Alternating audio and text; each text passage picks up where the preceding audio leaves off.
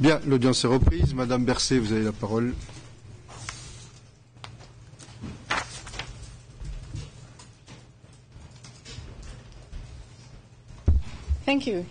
Merci, Monsieur le Président.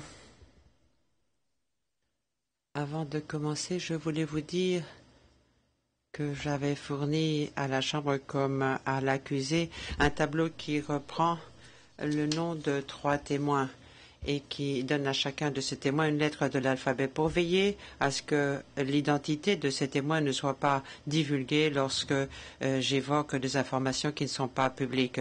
Je suppose que la Chambre ne veut pas passer à huis clos partiel. C'est ainsi que j'ai essayé d'empêcher que l'on doive passer à huis clos partiel. J'espère que j'y ai réussi.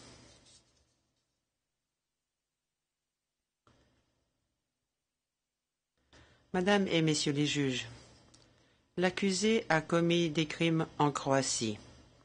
Il a commis des crimes en Bosnie-Herzégovine.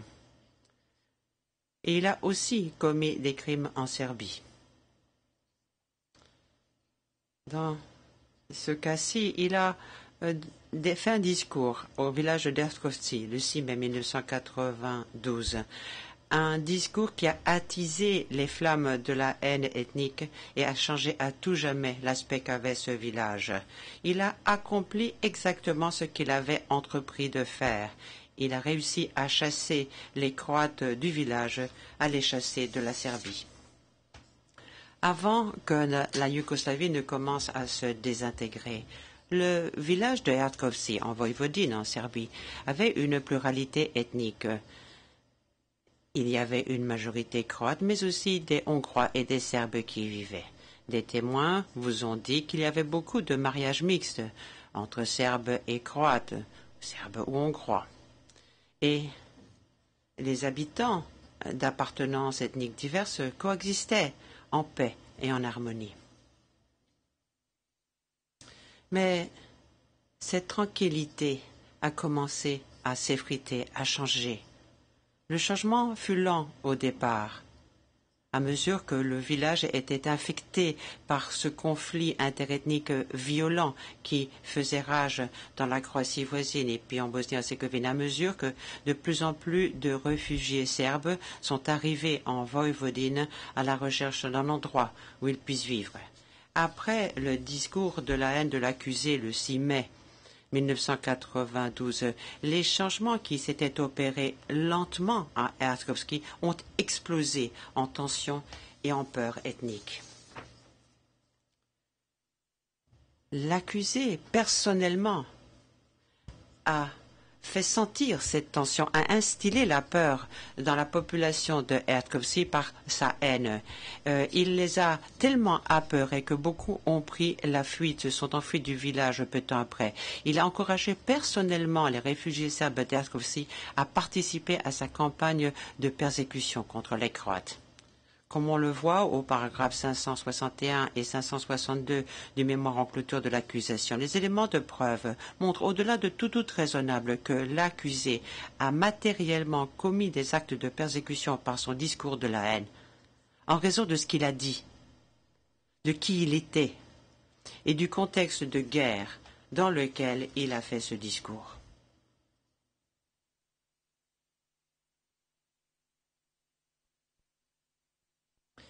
Il avait choisi Ertkovci comme étant l'endroit idéal où faire ce rassemblement du SRS le 6 mai, parce que ce village avait une majorité croate et était considéré, entre guillemets, comme étant un territoire oustachi pendant la Seconde Guerre mondiale.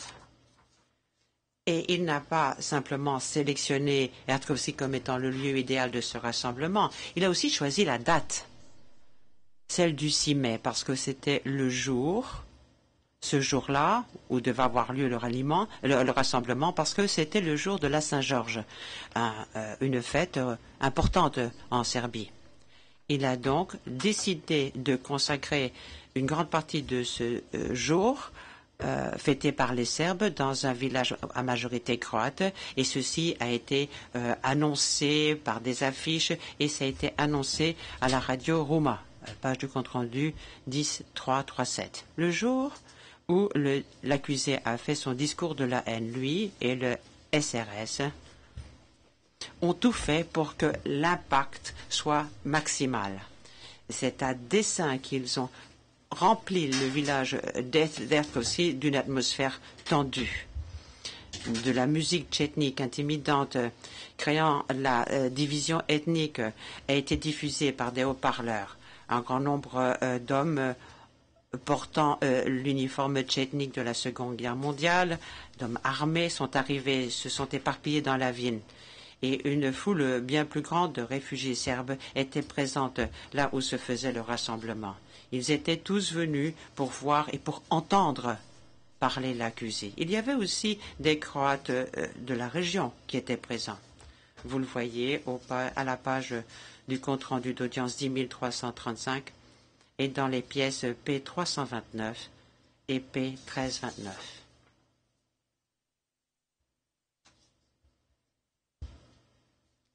La sécurité qui entourait ce rassemblement était bien plus supérieure à ce qu'on trouve dans une campagne électorale habituelle. Outre les hommes tchétniques armés, il y avait un policier équipé d'un fusil automatique sur tous les 100 mètres de la rue.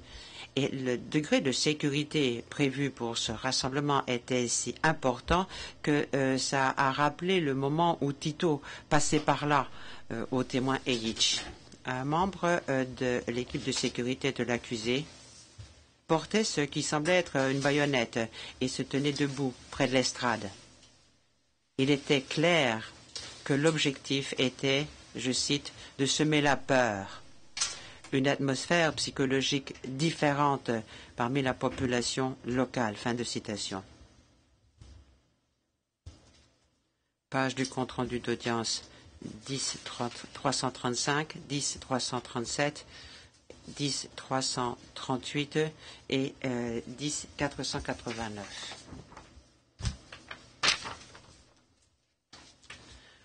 On a lu à la foule la liste de personnalités croates à Erkovci. Et l'accusé admet, à la pièce 131, page 1304 et 1305, qu'un membre du parti du SRS qui était debout à ses côtés avait donné lecture de cette liste. Et on a qualifié, on a taxé ces Croates de déloyaux. Au cours de son discours, l'accusé a martelé sa rhétorique de haine et de division, et il se frappait la poitrine. Il a voulu une grande Serbie. Il a qualifié les Croates d'Erkovci de Ustashi. Il a dit que c'était des ennemis déloyaux du peuple serbe. Il a accusé certains Croates de faire partie de, je cite, la garde nationale Ustashi. Il a dit de leurs parents qu'ils manquaient de loyauté, qu'ils n'avaient pas leur place à Erkovci. Il a demandé qu'on chasse les Croates d'Erkovci. Et il a crié qu'ils rentrent donc dans leur patrie. Fin de citation. Il a accusé Tudjman de vouloir chasser les Serbes de la Croatie. Et il a promis aux réfugiés serbes qu'ils pourraient s'installer dans les maisons des Croates à Erkovci. Il a encouragé chaque famille serbe de réfugiés de frapper à la porte d'une maison croate et de donner une adresse aux habitants de cette maison en dehors de la Serbie, dans un endroit qui soit croate. Et il a lancé un ultimatum aux Croates d'Erkovci. Il leur a dit, soit vous partez en Croatie, ou on va vous embarquer dans des autocars et on va vous envoyer à la frontière, en disant, je cite, « Il y aura bien assez d'autocars. Nous allons les conduire jusqu'à la frontière du territoire serbe, et de là vous pourrez partir à pied. » Fin de citation. Pièce 547, page 4. Il a donné des instructions aux, citations, Serbes d'Erkovci et d'autres villages de vite se débarrasser des Croates qui restaient. Fin de citation. Il a promis aux Serbes qu'il pourrait venir à bout de la crise sociale et économique en se débarrassant des Croates qui restaient. Et il a menacé les Croates en leur disant qu'ils n'auraient nulle part où rentrer Fin de citation. Des termes qu'il avait pratiquement utilisés dans la ville d'Osijek qui avait été nettoyée. Je vous en ai déjà parlé. Qu'a fait la foule? Elle a applaudi en criant « Les Oustachis dehors ! Ici, on est en Serbie. » Fin de citation. Nous le disons dans notre mémoire en clôture au paragraphe 559 et 562. Le discours du 6 mai de l'accusé est constitutif de persécution. Dans son discours, l'accusé invoque une litanie de ces dénégations haineuses qu'il a utilisées pour justifier la commission de crimes afin de réaliser l'objectif criminel commun en Croatie et en Bosnie-Herzégovine. Dans un livre qu'il a publié après avoir été mis en accusation en l'espèce, l'accusé a repris en partie la transcription de son discours du 6 mai. Et même si ce n'est qu'une transcription partielle, elle prouve parfaitement l'intention qu'avait l'accusé de persécuter les Croates par son discours de la haine. Surtout si on tient du contexte dans lequel il a fait ce discours, à savoir qu'il y avait un conflit interethnique qui faisait rage en Croatie et en Bosnie-Herzégovine. Lorsque l'accusé a terminé son discours de la haine du 6 mai, il avait personnellement commis le crime de persécution. Et en dépit de ses affirmations, le discours qu'il a fait à Erdkovci n'était pas simplement une promesse électorale innocente. Nous avons l'arrêt Nahimana, en particulier son paragraphe 771, qui montre qu'il n'y a aucune protection légale, ce que j'interprète, pour le discours de la haine fondé sur des termes appropriés. L'accusé a fait un discours rempli de haine ethnique qui voulait semer la peur. Il a exploité son statut, son autorité pour attiser la tension à dessein entre les Croates de la région et les réfugiés serbes. Il a exploité la violence en cours en Croatie qui effrayait tant les Croates que les Serbes. Et ce faisant, il a violé cette protection de la libre expression et il a transformé son discours de la haine en crime en tant que tel. Et en cela, il encourt une responsabilité pénale. Il a violé le droit qu'avaient les Croates à la dignité, à la sécurité. Les Croates d'Erdkovci qui avaient entendu ces mots et où on avait entendu parler savaient que ce n'étaient pas des craintes creuses ou des menaces creuses que j'interprète.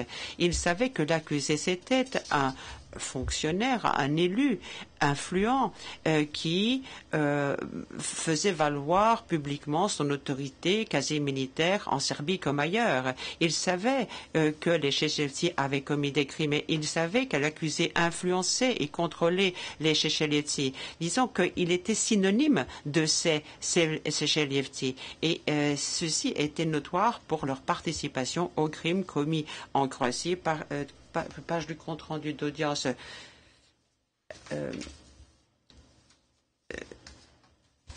1545, 15411 ainsi que 15412. Dès après ce discours, nombreux sont les Croates qui ont commencé à se préparer à quitter Erdkovci. Ceci montrait qu'ils se sentaient niés, menacés. Et c'était bien là l'intention recherchée par l'accusé. Lorsqu'arrive le mois d'août 1992, les dirigeants serbes du village ont changé le nom du village, qui est devenu Rbislavci, pour rendre compte du fait que désormais les Serbes avaient la majorité. Ceci se passe 3 mois à peine après le 6 mai, jour où l'accusé faisait ce discours. Et même les poteaux indicateurs menant au village ou en sortant ont été modifiés et indiqués comme nom de village Rbislavci. Page de compte rendu d'audience 10 382, 383 ainsi que la pièce P549.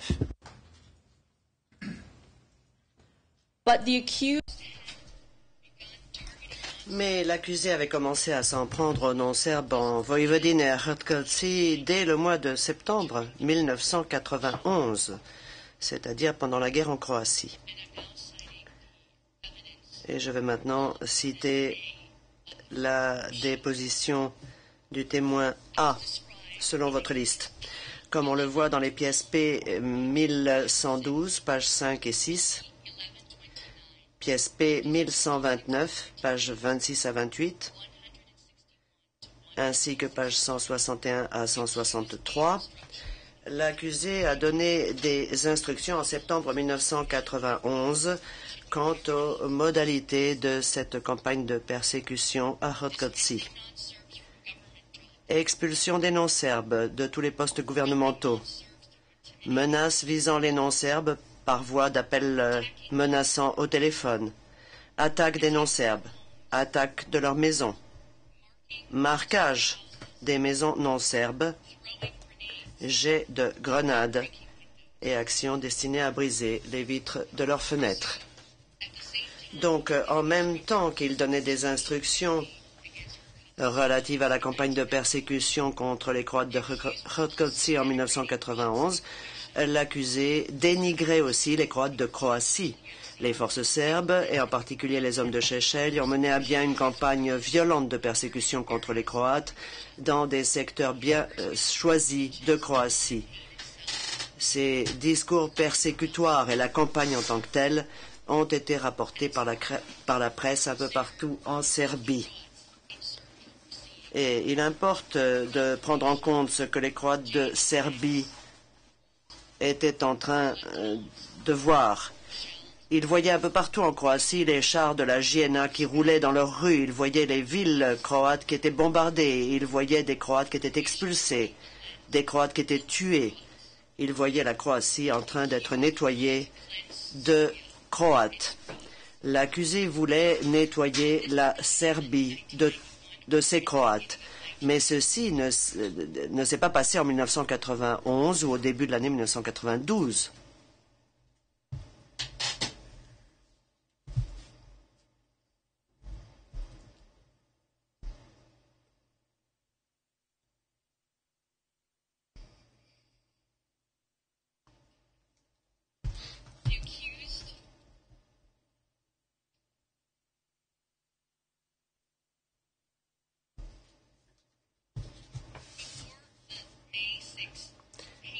Car, en effet, avant le discours de haine du 6 mai, il est vrai que 2 ou 3 familles croates sont parties. Et à cet effet, je renvoie les juges de la Chambre aux pages du compte-rendu d'audience 15 461 et 15 498. Mais la plupart des Croates sont restés jusqu'au 6 mai 1992. Ils étaient trop nombreux aux yeux de l'accusé. Donc son discours du 6 mai avait pour but de donner de nouvelles dimensions à la campagne de persécution en prenant à partie les Croates et en semant la peur dans le village. Les événements qui ont fait suite aux persécutions dues à l'accusé par le biais de son discours du 6 mai prouvent qu'il a commis des expulsions et des transferts forcés. Prouvent également qu'il a aidé, encouragé et incité d'autres à persécuter et à commettre des actes de transfert forcé et d'expulsion des Croates de Hrotkovci. Les articles de presse reprenant son discours de haine et la réaction des Serbes qui l'avaient entendu se sont répandus dans toute la communauté croate de Hrotkovci. La peur et la panique ont infesté cette communauté. Et comme on peut l'imaginer, les nouvelles se sont répandues de bouche à oreille, d'une personne à l'autre, d'une maison à une autre. Les Croates ont décidé qu'ils n'avaient plus d'autre choix réel que de quitter Hrotkovci.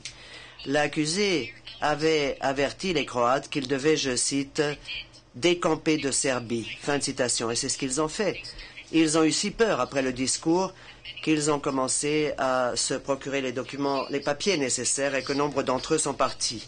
L'accusé avait donné instruction aux Serbes, je cite, de se débarrasser rapidement de ce qu'il restait de Croates dans leur village et dans les environs. Fin de citation. C'est ce qu'ils ont fait. Ils ont nettoyé les Croates qui restaient encore à Hrotkovci.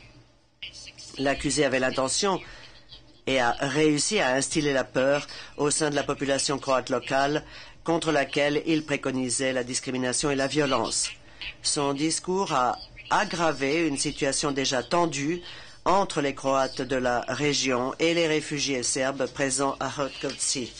Il a créé un climat d'une telle coercition que la plupart des Croates ne ressentaient plus la possibilité de rester plus longtemps à Hrvatski.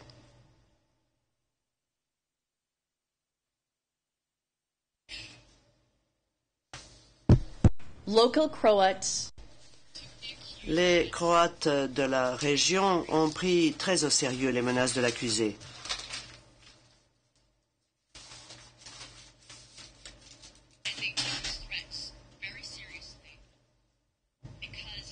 Ils ont pris ces menaces très au sérieux parce que le discours de haine prononcé par l'accusé le 6 mai a été interprété comme étant exactement cela, comme étant une menace, un signe d'alarme indiquant qu'il était tout simplement, je cite, impossible de l'ignorer, ce discours. Fin de citation. Après le discours, les Croates ont commencé à se procurer des papiers leur permettant de voyager. Je cite, « Ils faisaient la queue et attendaient comme devant des ambassades. » Fin de citation. Et je renvoie les juges de la Chambre à la page 9920 du compte-rendu d'audience, ainsi qu'aux dépositions du témoin Paulic et des témoins VS 61 et VS 67. Et également, je renvoie les juges aux pièces à conviction P555 et P556.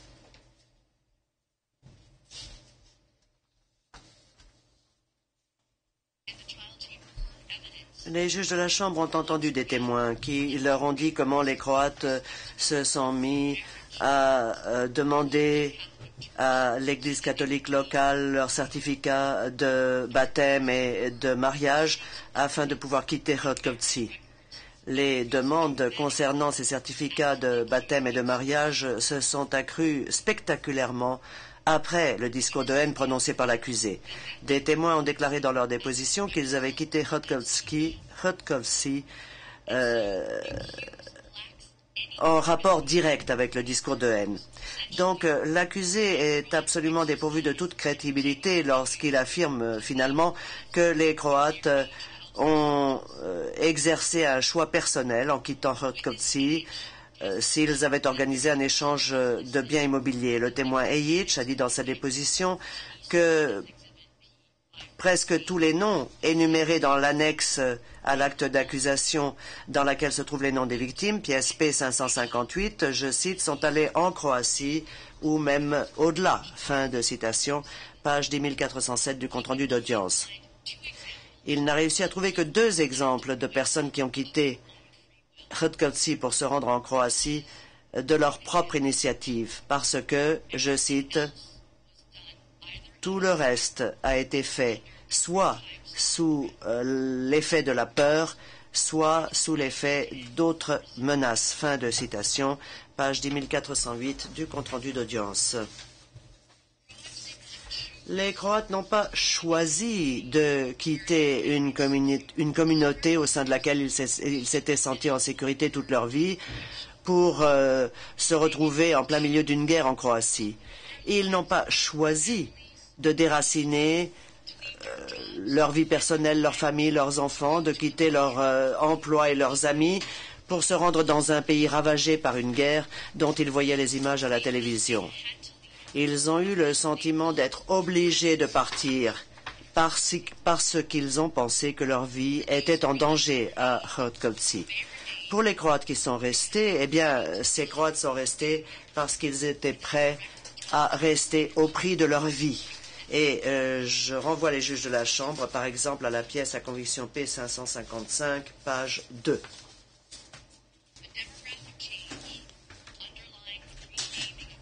Le changement démographique a été la cause d'un changement de nom de Hrtkovci devenu Sobislavci, ce qui est confirmé par la déposition du témoin Madame Tabo, ainsi que par le rapport du rapporteur spécial des Nations Unies d'octobre 1992, et on en voit une mention également dans la pièce à conviction P982, paragraphe 22, où il est fait référence au nettoyage ethnique des Croates de Voïvodine. Ce changement est corroboré par ailleurs par la déposition du témoin et des articles de presse qui rappellent le souvenir de la fuite des Croates de Hrtkovci. Je renvoie les juges, par exemple, à la pièce P555 et à la pièce P556 pour n'en citer que quelques-unes. La pièce P555 est un article de l'hebdomadaire Nîmes datant du 22 mai 1992, c'est-à-dire de 2 semaines après le discours de haine prononcé par l'accusé. Et cet article est intitulé, je cite, « Hrtkovci, un village en déplacement ». Le programme de Vojislav Šešelj consistant à provoquer le départ de la population non serbe de Serbie devient réalité. Fin de citation. Un policier de la région à la retraite explique dans cet article ce qui suit, je cite, « Tout cela a commencé après le discours de M. Šešelj dans ce village. Nombre de personnes avaient déjà quitté le village à ce moment-là. » Fin de citation. Donc tous ces éléments de preuve montrent l'incidence qu'a eu le discours de haine prononcé par l'accusé et le montrent au-delà de tout doute raisonnable. Lorsque l'accusé affirme que 8 personnes seulement ont été expulsés par la force de Hrtkovci, il s'agit d'une grossière déformation de la réalité. Dans sa lecture erronée du droit, il affirme que seuls les Croates qui avaient subi des torts matériels étaient qualifiés pour se dire persécutés ou déplacés par la force. Ceci ne correspond pas au droit et ne correspond pas aux faits, et cette affirmation doit être rejetée. Les paragraphes pertinents de mémoire en clôture de l'accusation sont les paragraphes 522, 529, 541, 550, ainsi que 555 à 564 sur ce point. Et j'aimerais maintenant évoquer des éléments de preuve qui montrent que l'accusé a aidé, encouragé et incité les persécutions et les transferts forcés ainsi que les expulsions par son discours. Son discours de Hrtkovci doit être apprécié dans le contexte des nombreuses expressions dénigrantes utilisées par lui à l'encontre des Croates. J'en citerai comme exemple ce qui s'est passé le 1er avril 1992, au moment où les prises de certaines localités en Bosnie-Herzégovine s'effectuaient de la part des Serbes. L'accusé s'est servi de l'Assemblée nationale à ce moment-là pour attaquer les Croates de Serbie. Il a dit que les Croates devaient être chassés par la force de Serbie en représailles pour le fait que des Serbes avaient été chassés de Croatie. Il a rejeté la notion selon laquelle il pouvait y avoir des Croates loyaux à la Serbie, et ceci se retrouve dans la pièce P16, dont je demande la diffusion. Affirmant que l'argument n'allait pas dans la bonne direction, Šešelj a demandé à reprendre la parole. Voici un résumé des débats où il était question de propos suggestifs selon lesquels les Croates auraient expulsé des Serbes de Zagreb. Où étaient les Croates qui attendaient à Belgrade et en Serbie? Selon lui, ceci représente simplement un échange normal de personnes selon le principe de la réciprocité ou, comme il l'a expliqué, selon le principe des représailles. Mahmoud Memić et Antun Skenderović ont agi en réaction à cela. Antun Skenderović a déclaré que les positions de Šešelj étaient déjà bien connues, mais qu'il était bon qu'il les présente devant l'Assemblée et qu'il montre que les Croates de Serbie étaient des otages. Plus tard, dans sa réponse, Šešelj a maintenu que ce régime était trop tendre vis-à-vis des Croates et qu'après les nouvelles élections, ils seraient tous expulsés et qu'ils n'en resteraient plus résidant en Serbie ou que ceux qui restaient ne dormiraient plus tranquillement tant qu'ils ne seraient pas partis. Ils sont en train d'aider les Ustashi pendant la présente guerre également, a-t-il dit, fin de citation. L'accusé a maintenu la pression sur les Croates de Hrtkovci en apparaissant en personne dans ce petit village avec toute la pompe du moment et des attributs quasi militaires pour cet homme politique qui n'était pas la règle pendant ses apparitions publiques jusqu'à ce moment-là. Ce qui en a suivi a été une campagne de discrimination, de coercition et de violence dirigée contre les Croates, dont certains des auteurs étaient liés à l'accusé. En conséquence directe du discours prononcé par l'accusé le 6 mai, les Croates ont été harcelés, intimidés et menacés dans des conditions exactement identiques à celles qui figuraient dans les instructions données par l'accusé en septembre 1991.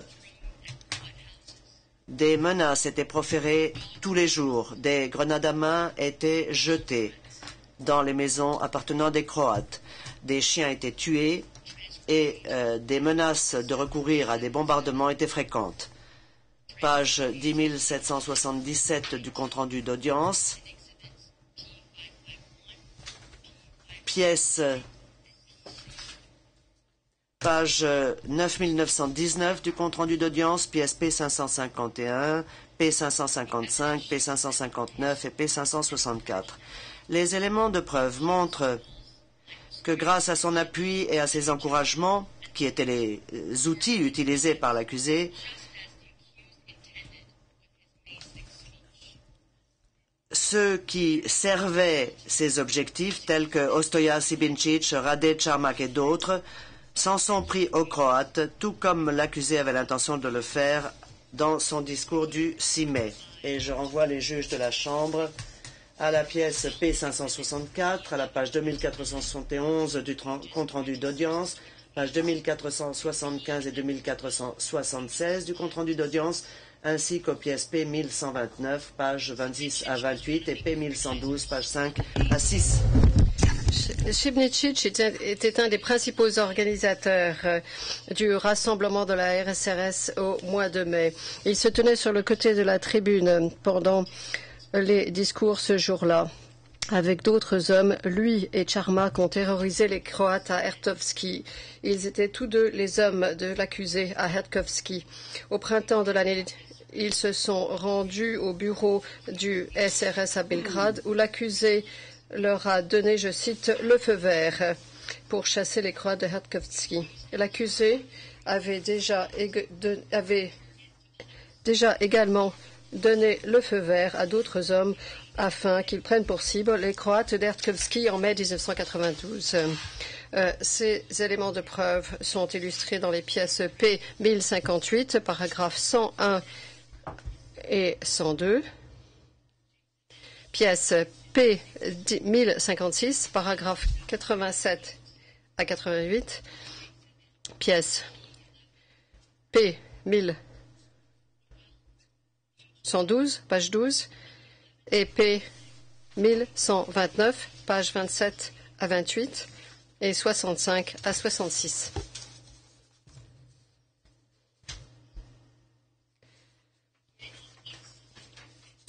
Bon nombre de personnes à l'intérieur et à l'extérieur de Hrtkovci ont affirmé que Sibincic travaillait étroitement avec l'accusé, que c'était les bras droits de l'accusé et qu'il faisait tout le sale boulot du SRS à Hrtkovci. Je demande au juge de la Chambre de bien vouloir se reporter à la déposition des témoins Barišević, Ejic, VS 67, VS 1036, VS 61, VS et pièce P 564, page 5. En août 1992, Sibnicic et Kaczmak ont été accusés ainsi que 3 autres hommes d'avoir commis des crimes contre des Croates à Hrtkovci. Mais plutôt que de condamner leurs actions ou de garder le silence, l'accusé, le 27 août 1992, a publiquement exigé leur remise en liberté. Je cite, Sibincic et les autres hommes arrêtés à Serbislavci, anciennement Hrtkovci, doivent être remis en liberté sur le champ. Pièce P 1202, page 10. Et l'accusé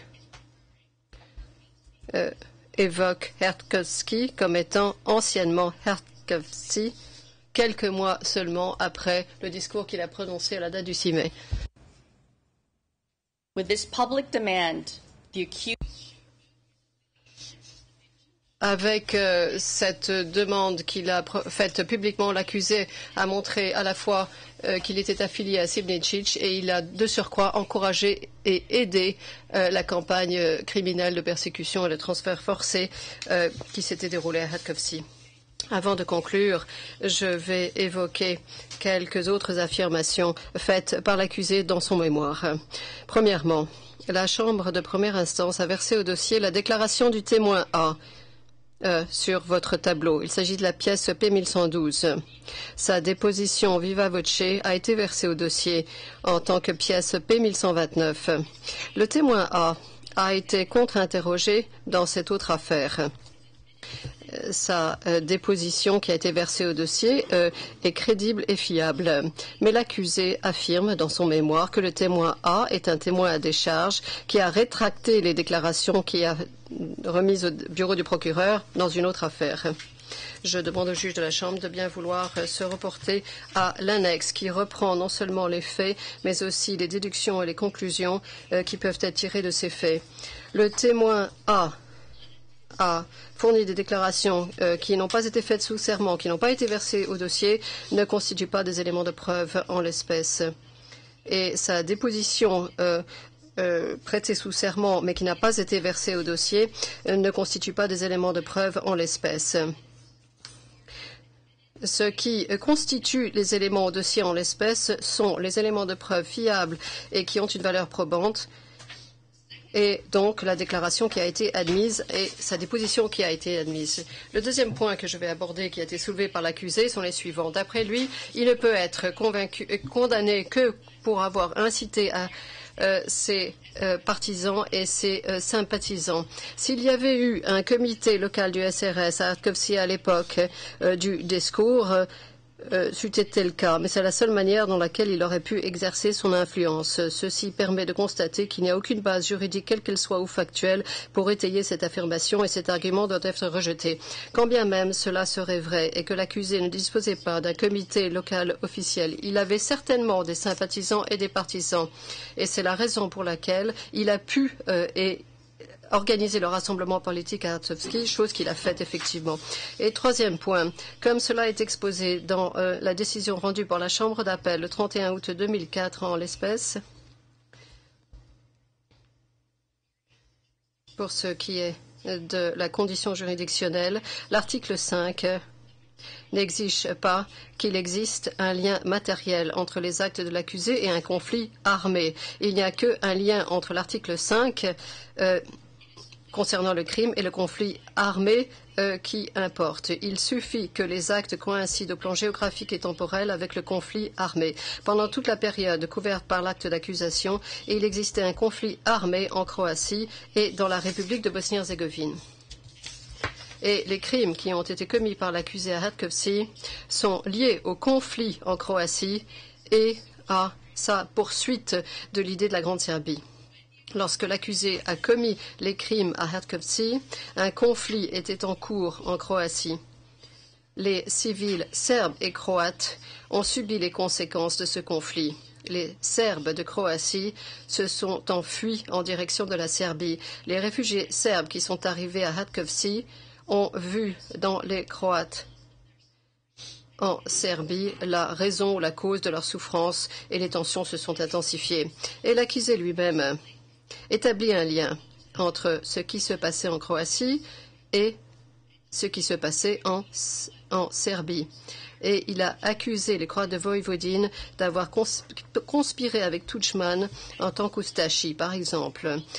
Les juges de la Chambre disposent d'autres exemples, mais un exemple que je peux vous citer est celui du 12 juin 1992, lorsque l'accusé a déclaré, lors d'une interview à la radio, que les Croates, je cite, devront quitter la Serbie selon le principe de réciprocité. J'entends par là, étant donné que Tudjman a chassé plus de 300 000 Serbes, qu'attendent maintenant les Croates en Serbie. Fin de citation. «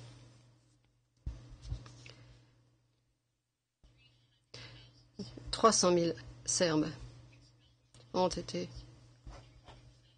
300 000. Correction du compte-rendu d'audience. En outre, comme les juges de la Chambre l'ont déjà entendu, le président Milosevic, le président de la République de Serbie, a fourni un appui militaire, policier et politique depuis la Serbie au conflit en Croatie et en Bosnie-Herzégovine. L'accusé lui-même avait rassemblé des volontaires en Serbie et les a déployés en Croatie et en Bosnie-Herzégovine.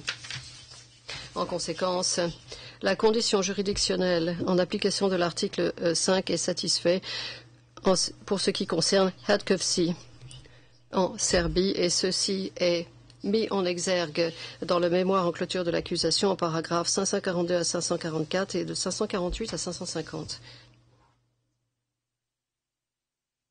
L'accusé n'a pas contesté le fait qu'il y ait eu des changements démographiques drastiques à Herkovci.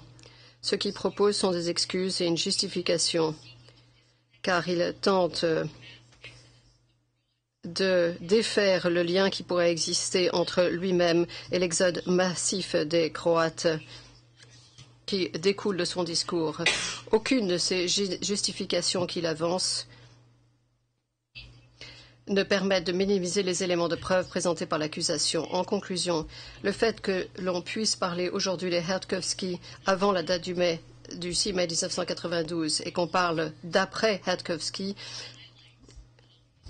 eu égard aux propos de l'accusé ce jour-là, met clairement en lumière la manière dont ces crimes ont, de façon permanente, changé la face du village multiethnique de Herkovci en Serbie.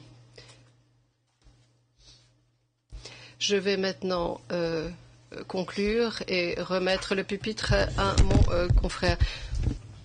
Je vais donc céder la parole à M. Markussen.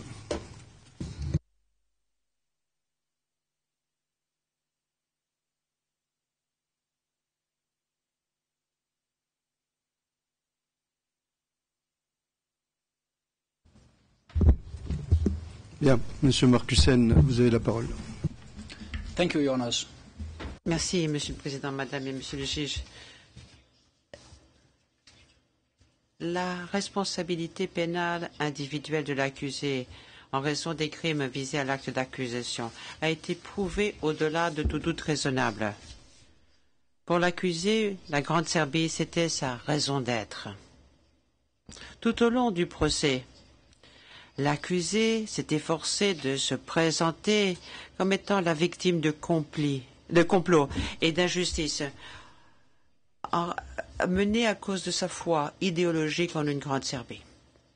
Et il a fait ces affirmations pour détourner l'attention des preuves apportées au cours de ce procès, à savoir qu'il est responsable de la souffrance subie par des dizaines de milliers de victimes qui furent chassés de leur foyer, assassinés, placés en détention, torturés, violés, de victimes dont les villages, les villes, les lieux de culte ont été détruits sans motif à cause de ses mots, à cause de ses actes à lui. La désintégration de l'ex-Yougoslavie a déchiré les républiques qu'il a constituées. Ainsi, l'accusé et les autres membres de l'entreprise criminelle commune ont mis de côté leurs différences politiques. Et l'accusé, main dans la main, avec d'autres membres de l'entreprise criminelle commune, s'est attelé à la création d'un État qui soit mono-serbe. Lorsque les régions autonomiques serbes ont été créées en Croatie et en Bosnie-Herzégovine, l'accusé a entamé une campagne de propagande implacable pour justifier la création d'une Grande Serbie. Sa position politique lui permettait de faire cette propagande et de l'adresser à un vaste public. Et c'est ce même poste qui a enrobé ces mots, ces paroles de respectabilité, alors que sa propagande était avilissante et déshumanisante sur le plan ethnique. Il a prôné l'idée voulant que les non-serbes, qui autrefois avaient été des voisins, des amis de la famille, étaient désormais sous-humains, génocidaires, et devaient être chassés de cette nouvelle Grande Serbie par tous les moyens possibles, comme il l'a dit il y a 20 ans, le 5 mars. Lorsqu'il a dit que les non-serbes avaient de bonnes raisons d'avoir peur des Serbes, des crimes qui ciblaient ces non-serbes ont vite été commis. Et par ces paroles, il a semé la graine de la haine ethnique et il l'a aidé à croître et à éclore en violence ethnique dirigée contre les non-serbes. L'accusé s'est façonné une personne publique, une personnalité publique de commandant d'une force armée qui allait exécuter sa volonté. Il s'est servi du SCP et de l'état-major de guerre du SRS qu'il contrôlait. Il a ainsi recruté, organisé des milliers de volontaires. Et ces volontaires étaient si étroitement associés à lui qu'on les connaissait par son nom. On disait que c'était les hommes de Šešelj, les Šešeljevci. Il les a envoyés en Croatie, en Bosnie-Herzégovine, afin d'appuyer les nouvelles structures serbes qui venaient d'être créées, comme les TO en Croatie et les cellules de crise du SDS en Bosnie-Herzégovine. Lorsque la JNA, à la suite de cas de désertion et de la purge de ceux qui n'étaient pas serbes, avait besoin de ces Šešeljevci, il a envoyé, lui, ses unités afin qu'elles participent aux opérations de la JNA en Croatie. Ces Šešeljevci ont combattu côte à côte avec d'autres forces serbes que les membres de l'entreprise criminelle commune avaient établies et contrôlaient. De par ses contacts avec les autres membres de l'entreprise criminelle commune et par son état-major de guerre, l'accusé a veillé, s'est assuré que ces hommes étaient armés, équipés, transportés et déployés. Il a veillé à ce que ces hommes puissent réintégrer un travail par la suite, qu'ils bénéficient d'indemnités, de façon à ce qu'ils puissent être déployés. Il a fourni l'encouragement, le soutien moral nécessaire par ses inspections sur le front et par ses discours qui les récompensaient de leur réussite. Et à tout du moins, à partir du mois d'août 1991, les forces de combat serbes conjointes que lui et les autres membres de l'entreprise criminelle commune avaient créée, se livraient à une campagne de persécution contre la population non serbe dans de grandes parties de la Croatie, où les hommes de l'accusé se sont taillés une sinistre réputation en raison de leur brutalité et des crimes qu'ils y ont commis. En dépit des conséquences funestes de cette campagne en Croatie, l'accusé a poursuivi son implacable campagne de propagande contre les Croates. Il a incité à la commission de nouveaux crimes en faisant sans cesse l'amalgame entre les Croates et les fascistes Ustashi, et en répétant, en martelant ses appels à une vengeance sanglante pour les crimes commis par les Ustashi contre les Serbes pendant la Seconde Guerre mondiale. Et comme il en avait l'intention, les crimes ont été commis. La JNA s'est livrée à la destruction sans motif de Vukovar et a forcé la population non serbe à prendre la fuite. C'était faire zone après zone dans les zones qui étaient tombées auparavant. Quand Vukovar a fini par tomber, les forces serbes, y compris de nombreux Šešeljevci, que l'accusé avait personnellement décidé d'envoyer à Vukovar, ces hommes, ces forces ont chassé, assassiné, battu, torturé, violé et imposé des sévices à la population non serbe qui restait sur place. L'accusé et les autres membres de l'entreprise criminelle commune ont poursuivi leur campagne de persécution en Bosnie-Herzégovine lorsqu'elle s'est engagée sur la voie de l'indépendance. Il a apporté son soutien inconditionnel à la poursuite de cette campagne de persécution. Il a intensifié sa campagne de propagande dirigée contre les musulmans et les Croates. Il a dépêché des milliers de ces hommes afin que soient soutenues les nouvelles cellules de crise et les nouvelles TO en Bosnie-Herzégovine.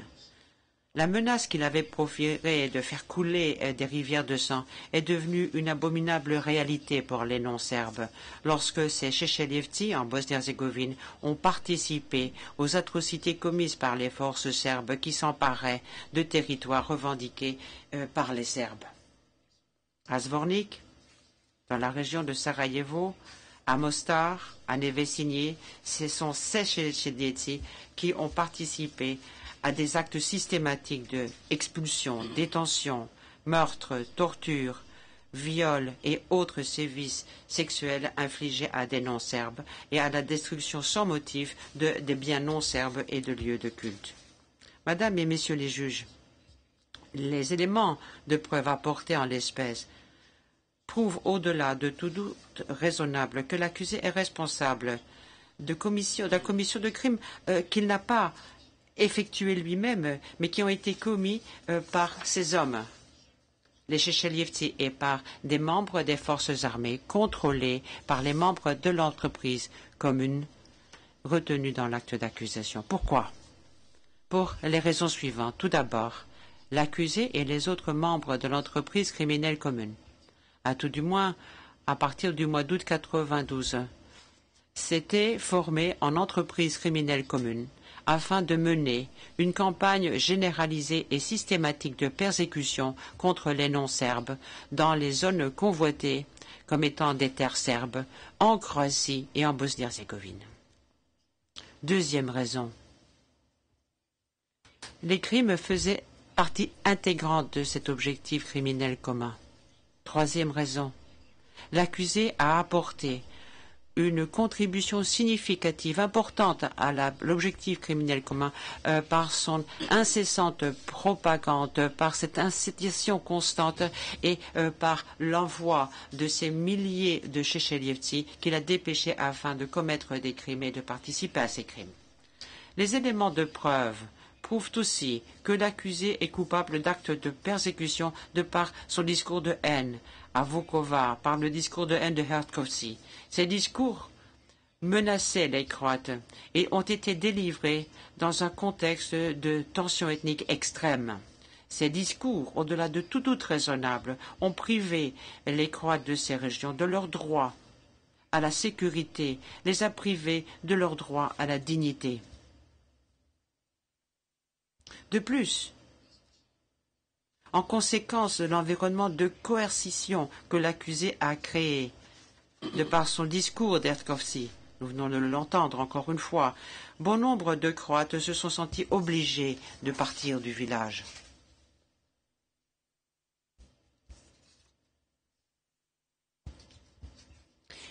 Il est par conséquent aussi coupable du crime d'expulsion et de transfert forcé.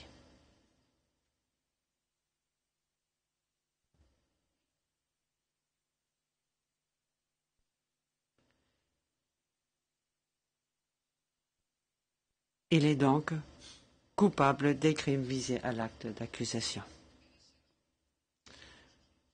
Nous l'avons exposé dans le mémoire en clôture. Il encourt aussi la responsabilité pour avoir incité à la commission des crimes retenus dans l'acte d'accusation au fait de les avoir aidés et encouragés. Il est désormais prouvé coupable de ces crimes. Maintenant vient le moment de la peine, de la rétribution. Les crimes commis par l'accusé à Vukovar, à Zvornik, dans la région de Sarajevo, à Mostar, à Nevesinje, à Hrvatkovci, sont graves, tant par leur ampleur que par leur caractère haineux. Ces actes et ces comportements criminels ont, de façon spectaculaire, transformer ces communautés pluriethniques à cause du transfert forcé, de l'expulsion de dizaines de milliers de non-serbes, surtout des Croates et des musulmans. Ces actes et son comportement ont entraîné la dévastation de villes, de villages, notamment de maisons musulmanes, de maisons croates, d'hôpitaux, de commerces, de cimetières, a poussé au pillage, a encouragé la destruction de lieux de culte, a provoqué le meurtre de 905 personnes. Les crimes qu'il a commis étaient des crimes d'une taille massive, mais ils aussi étaient d'une particulière brutalité. Ils ont contribué à l'assassinat d'enfants, de nourrissons, de nouveau-nés, de femmes enceintes, de personnes âgées, de personnes malades. On a gravé des croix sur la peau des musulmans. Il y a eu des viols d'hommes comme de femmes, dans des circonstances du plus grand sadisme. Ces crimes méritent une peine qui rende compte de cette gravité. Il n'y a pas de circonstances atténuantes. Le fait qu'il se soit livré au tribunal ne devrait pas être retenu en tant que circonstance atténuante, parce qu'il en avait l'obligation légale. De plus, le comportement qu'il a affiché en détention et dans le prétoire ne constitue pas non plus de circonstances atténuantes, que du contraire. L'accusé a annoncé qu'il était ici pour faire voler en éclats le tribunal. Il s'est servi du procès comme d'une tribune politique pour poursuivre sa politique de suprématie ethnique serbe. Il n'a ménagé aucun effort pour empêcher le bon fonctionnement de l'administration de la justice, pour permettre que le tribunal permette la manifestation de la vérité et que les gens soient tenus responsables de leurs actes. Il a toujours affiché un mépris, un outrage constant. Il s'est acharné à invectiver, à insulter les témoins dans le prétoire en dépit des admonestations répétées de la Chambre. Lui et ses collaborateurs ont cherché à dissuader les témoins qui avaient des liens avec l'accusé pendant le conflit de venir témoigner et de dire la vérité. Parfois, il leur a même dit ce qu'il leur fallait dire et comment se rétracter, désavouer leurs déclarations antérieures. Il n'a eu de cesse de violer les ordonnances de protection de témoins. Il s'agit là de circonstances aggravantes significatives. De surcroît, l'accusé ne montre aucun remords. Écoutez sa propagande, écoutez ses incitations. Il a dit à cette même chambre, je cite, « Et vous pensez que ce que vous lisiez hier, les citations que vous faisiez de mes discours et les séquences que vous montriez de mes discours, vous pensez que ça m'embêtait? Au contraire, vous m'avez rendu service. Vous avez rappelé au peuple serbe ce que j'ai fait ces années-là. Comment je me suis taillé ma réputation parmi le peuple serbe. » Fin de citation.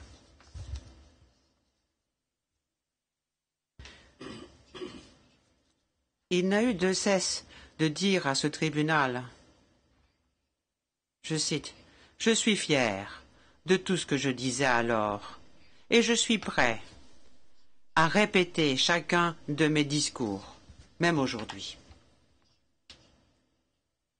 Je cite ici la page du compte-rendu d'audience pour ces deux citations, 16801,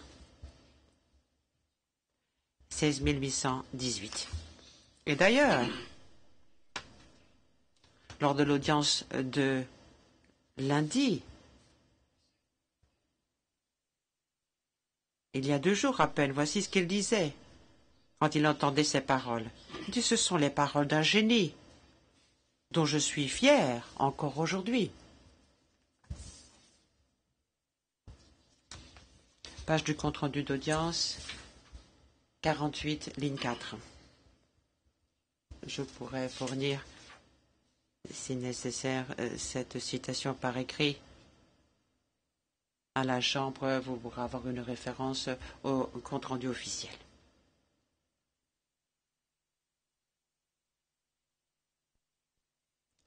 Aucun procès, aucune déclaration de culpabilité, aucune peine ne redonnera vie à ceux qui l'ont perdu, à ceux dont la vie est ruinée à cause des crimes de l'accusé. Mais ce fait ne veut pas dire qu'on ne doit pas le punir pour autant par une peine de prison, d'emprisonnement importante. Nous recommandons une peine de 28 ans d'emprisonnement qui s'ajouteront à toute autre peine qui lui aurait été imposée pour outrage au tribunal.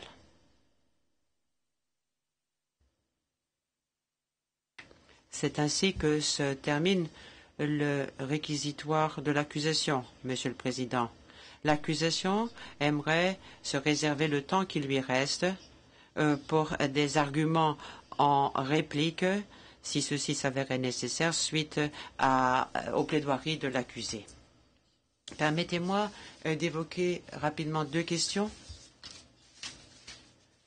Je me permets de demander que la liste des pseudonymes soit ajoutée, soit versée au dossier de façon à ce que vous puissiez identifier ces personnes par la suite. Deuxième chose, à la page du compte-rendu 17 145, ligne 13, il y a un nom qui apparaissait, celui de Krajicnik, mais il fallait lire Karadzic. Merci, Monsieur le Président. Merci, Madame et Monsieur le juge. J'ai quelque chose à dire. Merci, Monsieur le procureur. Tout d'abord, Monsieur le greffier, le document qui nous a été remis, donnez-lui un numéro puisqu'il permettra par la suite de s'y retrouver.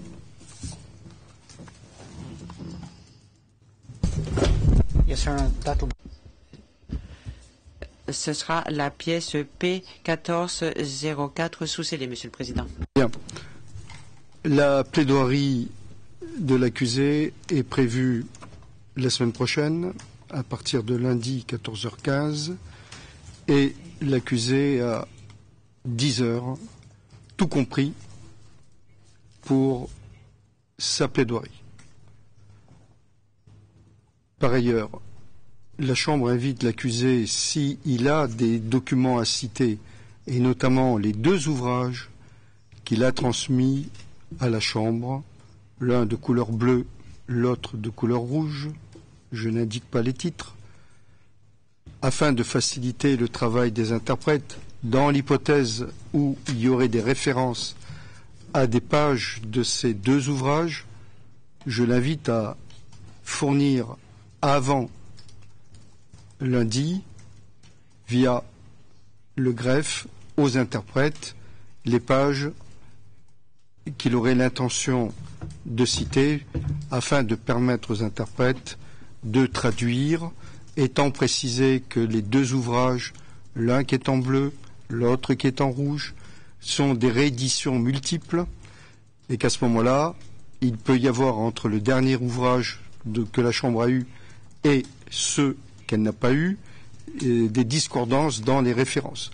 Donc je l'invite à fournir exactement, s'il le veut, il n'est pas obligé, tout document, étant précisé que ces ouvrages ne sont pas des éléments de preuve, ils sont simplement des documents auxquels l'accusé peut se référer s'il en éprouve le besoin. Par ailleurs, lorsque l'accusé plaidera, j'invite également l'accusation à rester silencieuse, sauf si par extraordinaire, il y a une erreur au transcript ou un nom de témoin protégé qui malencontreusement apparaîtrait. Mais la Chambre, bien entendu, peut toujours intervenir et veiller. Car comme je l'ai dit, le réquisitoire doit s'écouter dans le plus grand silence et la plaidoirie également dans le plus grand silence. Voilà. Avant de donner la parole à M. Seychelles qui voulait nous dire quelque chose, M. Marcussen, qu'avez-vous à nous dire?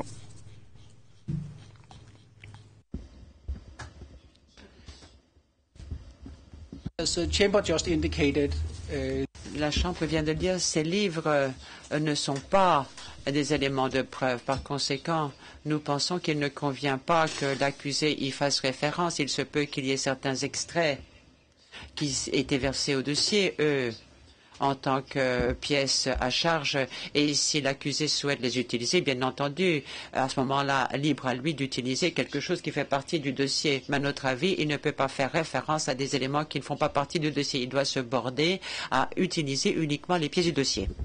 Ben, Monsieur Seychelles, qu'avez-vous à nous dire? Cette interprétation-là est fausse, est erronée. D'abord, vous m'avez empêché de présenter mes éléments de preuve à décharge. La totalité des documents que j'ai proposés pour versement dossier à l'occasion des contre-interrogatoires au tout début du procès ont été rejetés. Et j'ai cessé de les proposer pour versement par la suite. Étant donné que je n'ai pas eu la possibilité de présenter mes éléments de preuve à décharge, je vous ai communiqué en temps utile, c'est-à-dire avant mon recueil principal. Il y a un livre qui dit « Entreprise criminelle rimo-catholique de création d'une nation artificielle croate » et l'autre c'est « L'idéologie du nationalisme serbe ».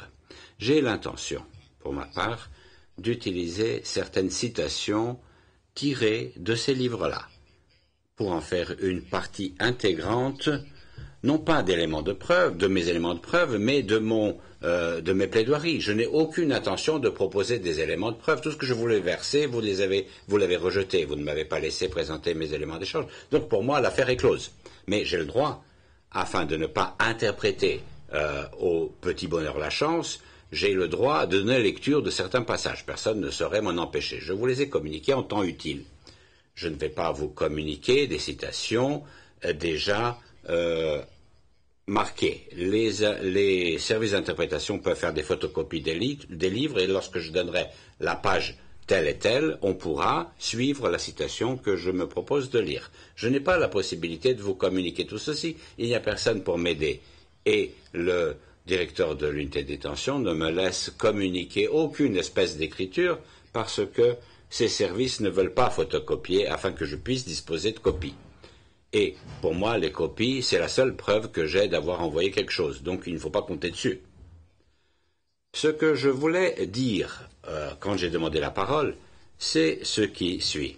Monsieur Marcussen n'a pas le droit de réserver du temps. Il a obtenu ses 10 heures pour le réquisitoire de l'accusation. Il n'a pas su comment exploiter la totalité de ces 10 heures. Mais c'est son problème à lui. Moi, je me propose d'exploiter la totalité de mes 10 heures à moi. Et je vais peut-être demander 2 ou 3 heures de plus. Ça, c'est aussi un droit qui est le mien. Dans toutes les autres affaires où les accusés se sont défendus eux-mêmes, il y a eu un avantage du côté de l'accusé pour ce qui est du temps imparti par rapport au temps imparti à l'accusation. M. Milosevic avait bénéficié de 60% par rapport à 40%. M. Karadzic, et je crois que Mme Latansi est témoin, il n'est pratiquement pas limité dans le temps. Or, il n'y a que moi qui suis ramené au temps utilisé par l'accusation et ce de façon stricte. Je vais probablement, peut-être pas, mais je ne peux pas jauger du temps nécessaire. Il se peut que je vienne à demander un peu de temps en plus. Le procureur a le droit de procéder à une argumentation ou de présenter une argumentation en réplique. Pas autant qu'il veut, le temps que vous lui donnerez, 1 heure ou 2. Mais le temps que vous lui donnerez pour sa réplique, moi, il faut que j'ai le même temps pour la duplique afin que mes propos viennent en dernier. Et je ne vais pas laisser ou ménager du temps pour ce faire sur le temps au principal. Mais je vous rappelle qu'il faudra faire comme cela. Si vous ne faites pas comme cela, eh bien tant mieux pour moi, il y aura un argument de plus qui, sur le plan professionnel et moral, va avilir les faits et gestes de ce tribunal. Et mon objectif, c'est justement de le faire s'effondrer plutôt que de le faire ou de faire en sorte qu'il soit apprécié. Je n'ai point besoin de vous en convaincre. La Chambre, dans sa décision ayant fixé pour chacun le nombre d'heures, a pris le soin d'indiquer que le réquisitoire et la plaidoirie ne sont que des compléments aux écritures qui ont été déposées. L'accusation a déposé des écritures, vous-même, vous avez déposé des écritures qui font plus de 600 pages. La Chambre, dans son infinie bonté à votre égard, vous a octroyé 10 heures, ce qui est un temps considérable, car je n'ai pas souvenir, ici, dans ce tribunal, des réquisitoires et des plaidoiries autour de ces 10 heures. C'est bien souvent beaucoup moins. En revanche, une pratique de ce tribunal, c'est qu'il se peut que dans des cas exceptionnels, après une plaidoirie, le procureur veuille reprendre la parole pour préciser quelques points, et à ce moment-là, la parole est donnée à la défense qui a, de toute évidence, la parole en dernier. C'est la règle de droit en la matière. Par ailleurs, une plaidoirie, c'est une plaidoirie. Vous avez entendu un réquisitoire, vous avez toute liberté de parole pour aborder les points que vous voulez. Mais encore faut-il également ne pas faire perdre de temps à la Chambre. Donc nous veillerons évidemment à ce que votre temps soit utilisé de la meilleure manière possible pour votre défense. Mais je n'ai a priori aucun souci, vous utiliserez parfaitement votre temps. Donc, vous nous avez indiqué que, nonobstant l'invitation que je vous faisais, vous n'aurez pas la possibilité de transmettre aux interprètes les documents. Bon, les interprètes qui font des merveilles géreront cela. Quoi qu'il en soit, les 2 livres, je les ai lus, donc je contrôlerai bien entendu vos propos au travers des livres, car je me suis infligé la lecture de plus de 2000 pages. Voilà, et bien entendu, vous avez reconnu vous-même que ce ne sont pas des éléments de preuve, mais que vous vous y référez. Sur ce, je ne vois aucun problème en la matière. Voilà. Oui, Monsieur Séchel, et on va terminer.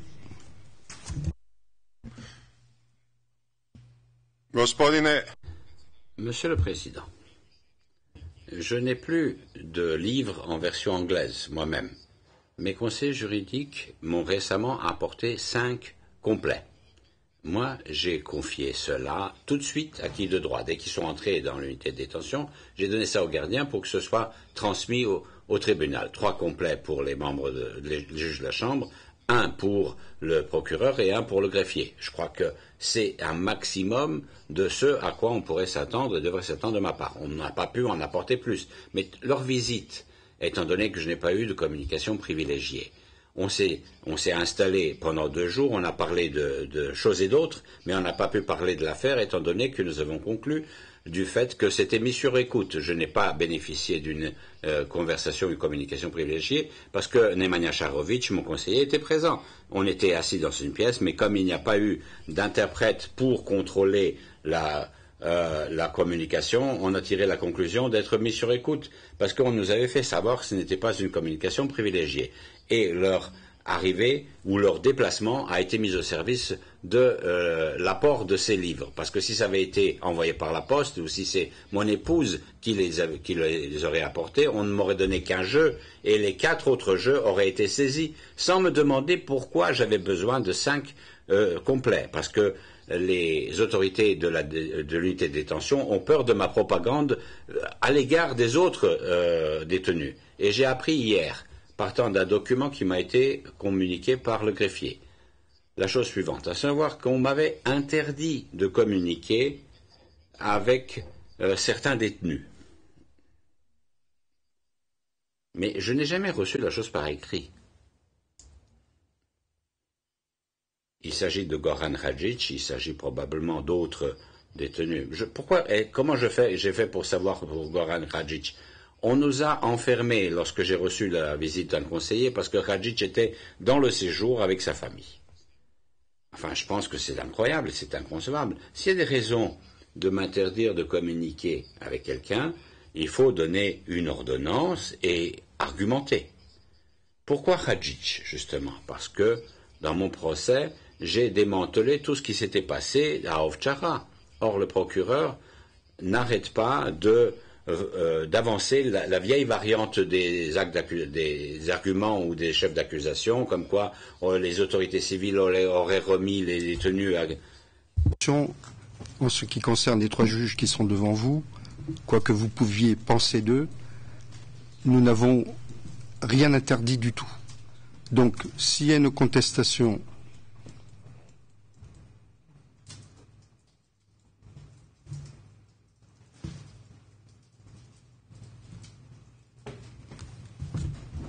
problème. Ouais. Je reprends. Monsieur Seychelles, je disais que la Chambre n'a rien interdit du tout et que le problème que vous soulevez relève de la compétence du greffier et du président, pas de nous. Donc, ce que vous dites est au transcript, mais en ce qui nous concerne, je vous confirme, nous n'avons rien interdit. Voilà. Sur ce, tout ayant été dit, nous nous retrouverons lundi à 14h15. Je vous remercie. All rise. Feu vous lever.